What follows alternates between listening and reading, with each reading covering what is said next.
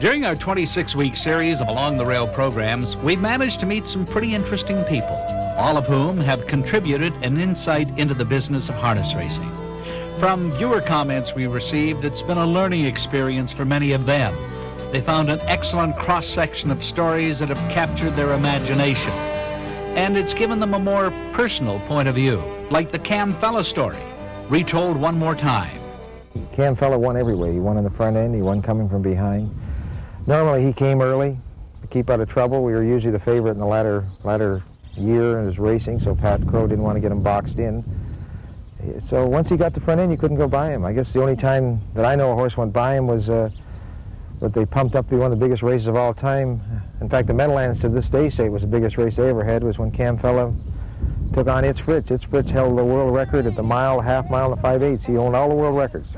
They thought Itz Fritz could go in 151, and we weren't so sure Cam could go in 151, but we raced him, and as the race turned out, Cam Fella led most of the way, and Itz Fritz blew by him, and I was getting a little worried, but in the final, Cam Fella came back and whipped him, and it was 154, so that time doesn't mean anything. We also educated the racegoers with a quick handicapping course taught by Al Stanley. Well, something that evolved over many years of looking at factors that take place during harness races and finding the ones that doesn't work and the ones that did work and produce winners or characteristics in winners, and we went from there with that. For me, it's been very effective over a number of years, and for the average player, he can increase his abilities up to about an intermediate level and do it very easily. It doesn't take a lot of work, but all he has to do is understand a few statistics that take place at the racetrack every day, and the ones that produce the winners, and zero in on the horses that have those most winning characteristics. Then it was back to the classrooms as we sat in on some harness educating sessions at the Mohawk College campus at Flamborough Downs and Seneca College. Veteran driver Alex Duncan is the headmaster in the Mohawk College classroom. Just feel comfortable about getting on the sulky any way you feel comfortable with it. That's right. You'd be preferable to get your heels right into the stirrup if it's adjusted for you. Keep lots give yourself lot, so you're a little tight there, so you adjust it so you have some room. Ben Wallace instructs a cross-section of students at Seneca College, and that's where we caught up with him during a class where he commented on the response to the program from the harness industry. Excellent. In a word, excellent. We've had, specifically through our 2-year-old program, the courses that are on the racetrack now, the owners are very impressed with what's taking place here, as well as the product that we're delivering them to the racetrack. They seem to come up with a little more responsible type of a groom, and a lot of them have we're just now beginning to feel people who've gone on to be trainers and professionals in the field.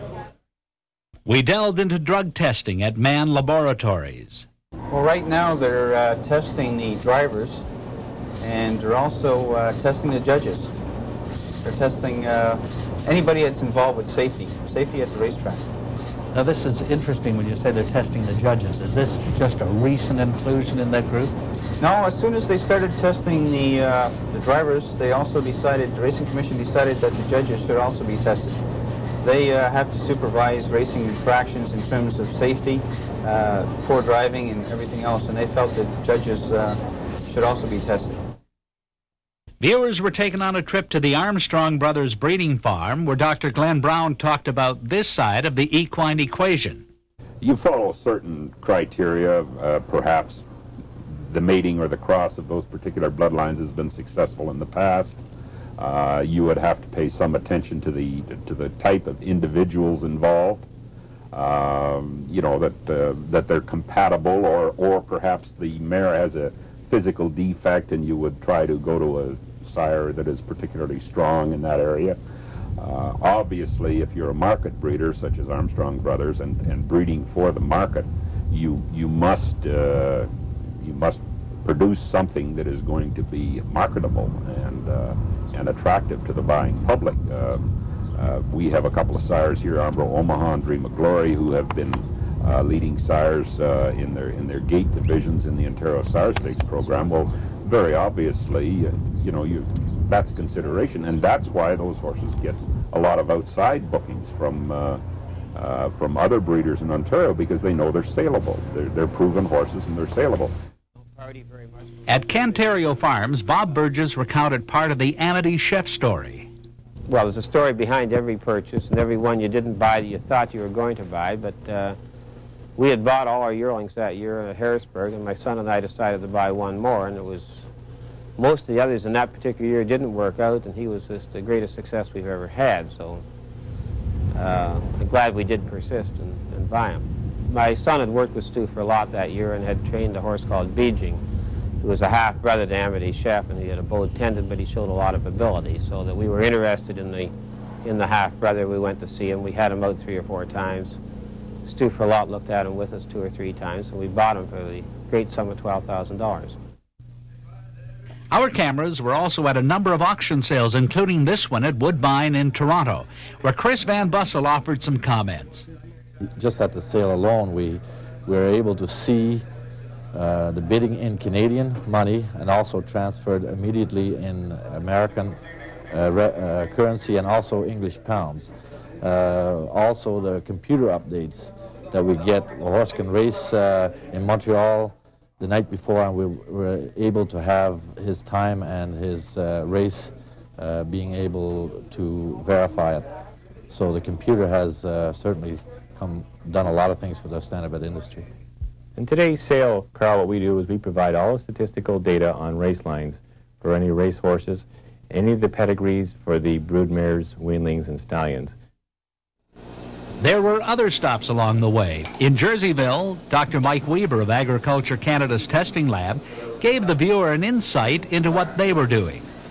All aspects of the racing industry are funded out of the dollar bet, and it's nice that we have been considered to receive part of that funding.